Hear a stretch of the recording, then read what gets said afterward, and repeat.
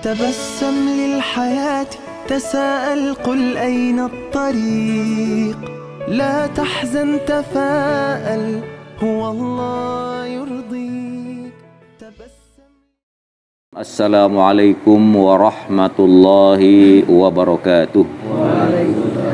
Bismillahi walhamdulillah wassalatu wassalamu ala rasulillah Muhammad ibn Abdillah wa ala alihi wa sahbihi wa mawala wa ba'd. Jamaah sekalian yang saya cintai, saya hormati dan saya banggakan, doa saya mudah-mudahan kita semuanya yang hadir pada malam hari ini senantiasa selalu ada di dalam lindungan Allah Subhanahu wa taala.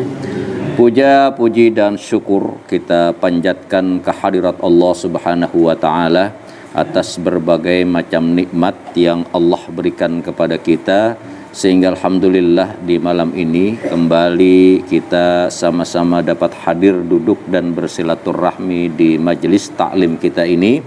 Mudah-mudahan setiap langkah kaki kita menuju tempat ini, hadir dan duduknya kita, ngaji dan silaturahminya kita, kesemuanya akan mendapat ganjaran dan balasan pahala dari Allah Subhanahu wa taala. Allahumma shalli ala Sayyidina Muhammad wa ala ali Sayyidina Muhammad. Salawat dan salam kita sampaikan, kita hadiahkan dan kita persembahkan kepada junjungan kita Nabi besar Muhammad sallallahu alaihi wasallam. Jamaah sekalian, sejenak kita pasang telinga kita buka pintu hati kita dengarkan kajian kita pada malam hari ini, dan mudah-mudahan apa yang kita kaji pada malam hari ini memberikan manfaat buat kita semuanya, demi keselamatan kita, demi kebahagiaan kita, baik dalam kehidupan dunia, lebih-lebih lagi dalam kehidupan akhirat kelak. Ada satu nasihat yang datang dari Al-Imam Nasr ibnu Muhammad ibnu Ibrahim rahimahullah. Kata beliau, asyaratu hisalin yabghiduha Allah Ta'ala min asarati anfus. Ada 10 hal ini sangat amat tidak dicintai, sangat amat dibenci oleh Allah Subhanahu wa taala ketika 10 hal ini dilakoni, dikerjakan, dilakukan oleh 10 orang. Ya. Pertanyaannya, pekerjaan apa yang apabila pekerjaan ini kita lakukan Allah gedeg sama kita, Allah nggak suka sama kita, Allah benci sama kita? Nah, kajian inilah yang akan kita bahas pada pengajian kita di malam hari ini. Pekerjaan yang pertama, orang-orang yang dibenci oleh Allah Subhanahu wa taala. Al-bukhlu minal aghniya. Ini dibenci nih. Ketika ada orang kaya, ya, orang kaya nih, tapi dia memiliki sifat bukhul. Dia memiliki sifat pedit, sifat koret, sifat kikir. Padahal orang-orang kaya sebetulnya, kalau orang kaya yang dari rezeki yang Allah berikan kepadanya, kemudian dia memanfaatkan, menafkahkan rezeki yang Allah berikan kepadanya, maka orang ini lebih mudah masuk surga ketimbang kita. Dia rajin sedekah, ada anak yatim dia bantu, ada janda yang tua-tua, orang jompo dia bantu, pembangunan masjid dia bantu. Ini orang ini lebih mudah sebetulnya masuk surga. Tapi ada pula dia orang kaya, Allah Subhanahu wa taala berikan dia rezeki yang lebih ketimbang kita. Dia punya kontrakan 15, punya kontrakan 20 pintu, wah macam-macam lah kekayaannya. Tapi dia memiliki sifat apa tadi? Pedit. Nah, kalau ada orang kaya yang memiliki sifat pedit, maka orang kaya ini dibenci oleh Allah Subhanahu wa taala. Nauzubillahi min zalik. Maka untung kita yang hidup hanya cukup-cukupan, hidup hanya sederhana, enggak seperti mereka-mereka, tapi apa? Kita memiliki sifat dermawan. Artinya kita masih suka membantu orang lain. Tapi ada orang, ketika ada orang kaya, hartanya berlimpah ruah tapi dia memiliki sifat bakhil. Nah, dari kebakilannya inilah Allah murka kepada orang kaya. Nauzubillahimin. Nah, pertanyaannya kira-kira lebih baik dia orang kaya, bakhil, apa lebih baik dia orang miskin? Hah? Tetap aja ya. Tetap aja kita milih jadi orang apa?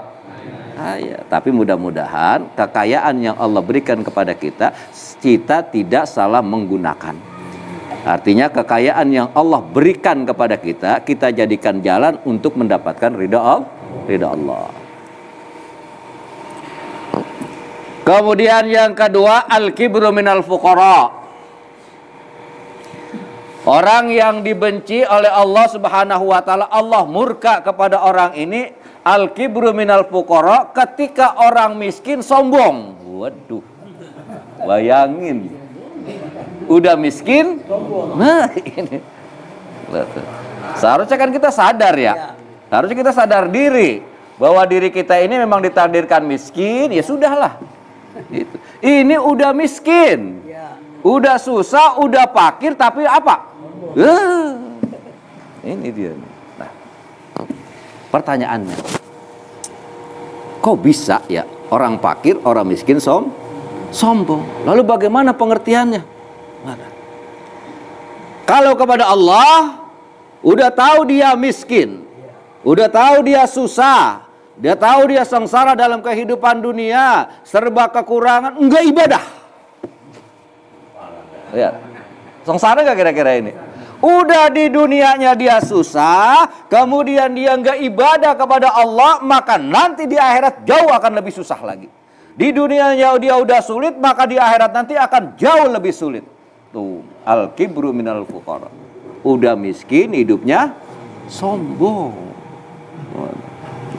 Nah, kita alhamdulillah ini, walaupun sekedar ada sama kita dalam kehidupan sehari-hari, tapi alhamdulillah kita nggak sombong. Artinya bagaimana? Kita masih mau ibadah kepada Allah. Perilaku kita pun dalam kehidupan sehari-hari, memang kita sadar bahwa diri kita ini hanya sekedar cukup, tidak berlebihan seperti orang-orang kaya. Kita pun sadar itu, maka akhirnya apa? Kita itu tidak memiliki sifat sombong. Innallaha la yuhibbul mutakabbirin, kata Allah. Sesungguhnya Allah itu sangat amat nggak suka kepada orang yang sombong. Contoh, saudara. Contoh. Fir'aun bagaimana kurang gagahnya. Fir'aun bagaimana kurang kayanya. Fir'aun bagaimana kurang kekuasaannya. Ya. Allah berikan tuh. Tapi ternyata kekayaannya, pangkatnya, jabatannya, dan yang lain-lainnya, ternyata dari semua yang ada pada dirinya, maka timbullah kesombongan, sampai akhirnya Fir'aun bilang, ana rabbukumul a'la. Ngaku dirinya sebagai itu sombong. Nah, ketika Allah Subhanahu wa taala bilang innallaha la yuhibbul mutakabbirin, sesungguhnya Allah Subhanahu wa taala tidak suka, murka kepada orang-orang yang sombong, maka Fir'aun pun ditenggelamkan. Kenapa? Karena kesombongannya. Tuh, sampai dirinya saking sombongnya ngaku tuh Tuhan. Nah, kita alhamdulillah ini. Dengan kesederhanaan hidup kita, sadar bahwa diri kita ini bukan orang kaya, bukan orang miliuner, bukan apalah namanya, sadar akhirnya tidak ada sifat sombong. Tidak ada sifat sombong kita di dunia, dan kita alhamdulillah masih mau ibadah. Enggak apa-apa. Enggak apa-apa kita di dunia ini kurang-kurang dikit. Enggak apa-apa apa yang kita inginkan kita tidak bisa miliki, enggak apa-apa. Nanti kalau kita ibadah kepada Allah Subhanahu wa taala, apa yang kita tidak miliki di dunia ini, kemudian kita tetap ibadah saat hidup di dunia, apapun yang kita mau akan disediakan oleh Allah Subhanahu wa taala. Enak gak kira-kira? Udah, kalau udah miskin jangan apa? Jangan sombong, ibadah, ngaji. Ini udah miskin, hidup susah, kagak mau ngaji. Itu orang Bogor. Kalau Rasul alhamdulillah pada ngaji namanya ini. Yang ketiga, Ar-riya'u minal ibad. Kita kan ibadah ya. Kita sholat, kita ngaji, kita sodako, kita berbuat baik. Baik itu langsung yang terkait akan sesama manusia ataupun yang langsung kepada Allah. Allah Subhanahu wa ta'ala murka. Allah Subhanahu wa Ta'ala nggak suka kepada hambanya ketika dia berbuat baik, ketika dia ibadah ar-riya. Tapi dia punya sifat apa? Riya, pengen dilihat orang, pengen dipuji orang. Nah, apapun jenis ibadah, apapun jenis kebaikan yang kita lakukan di dunia ini, kalau ada sedikit aja riya, hilang pahalanya.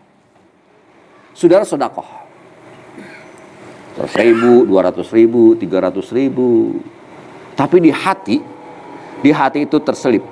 Mudah-mudahan dengan gua sedekah ini gua dibilang orang cakep.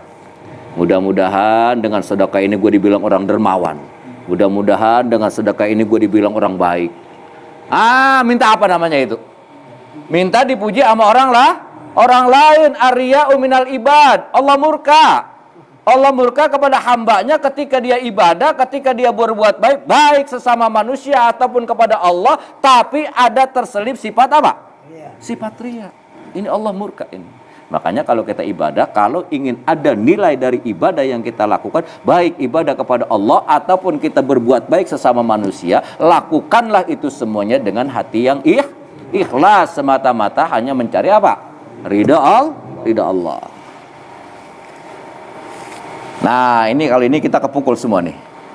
Ini kalau yang keempat kayaknya kita kepukul semua nih. Hubbud dunya minasyuyuh. Salah satu yang Allah murkai, salah satu yang Allah marah, salah satu sifat yang Allah tidak suka adalah hubbud dunya minasyuyuh. Udah tua. Udah matahari mah udah hampir jam berapa sono?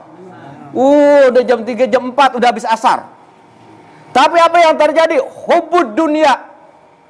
Usia udah tua tapi masih aja cinta sama apa? Sama kehidupan dunia. Entar dia reses. Tuh. Ada yang tersinggung nih. Entar dia udah kayak pejabat. Ampun, kita udah main dah. Nah, lihat. Padahal usia kita ini udah apa namanya? Udah senja. Usia kita ini Masya Allah. Artinya bagaimana? Antara yang ke depan sama yang udah. Lah udah banyakan yang udah. Kira-kira Pak Jimmy umur berapa? Udah. Kita nanya doang ini Pak. Nanya, enggak apa-apa nanya doang. Kan hampir nih ya. Hampir di antara kita, hampir mayoritas, ini kita udah jadi orang tua semuanya ini. Tapi apa yang terjadi sama diri kita? Ternyata kelihatannya kita ini masih lebih cinta sama dunia ketimbang daripada cinta sama akhir. Saudaraku, padahal saudara, secinta apapun kita sama dunia ini pasti akan kita tinggal. Benar nggak kira-kira? Iya, secinta apapun. Apapun yang kita korbankan untuk kehidupan dunia, apapun yang kita lakukan dan apapun yang kita peroleh dalam kehidupan dunia ini, pasti semuanya akan kita tinggal. Kullu nafsin dha'iqatul maut, kita semuanya bakalannya. Nah makanya sungguh Allah itu murka, Allah itu nggak suka, marah Allah Subhanahu wa Ta'ala kalau ada orang udah tua dia masih cinta sama apa? Kehidupan dunia. Besok gue berhenti reses dah nih. Pokoknya anggota dewan mau dari apa juga gue kagak bakal datang besok nih. Gue lebih baik cinta sama akhirat daripada cinta dunia. Ini ya, Pak RT mana Pak RT ya? T02 ya. Nah ini. Nah, saudaraku yang dimuliakan Allah, kita hidup di dunia ini bukan tempat kita. Ini harus kita sadari ya. Bahwa kita hidup di dunia ini bukan tempat kita. Bukan tempat kita yang abadi. Tempat kita yang abadi, negeri kita yang abadi, rumah kita yang abadi itu kelak. Nanti di akhirat. Di sanalah kita nggak akan pernah mati. Nggak akan pernah ngalamin mati sama sekali. Abadi kita hidup di sana. Adapun di dunia mah ada batasnya. Ada batasnya.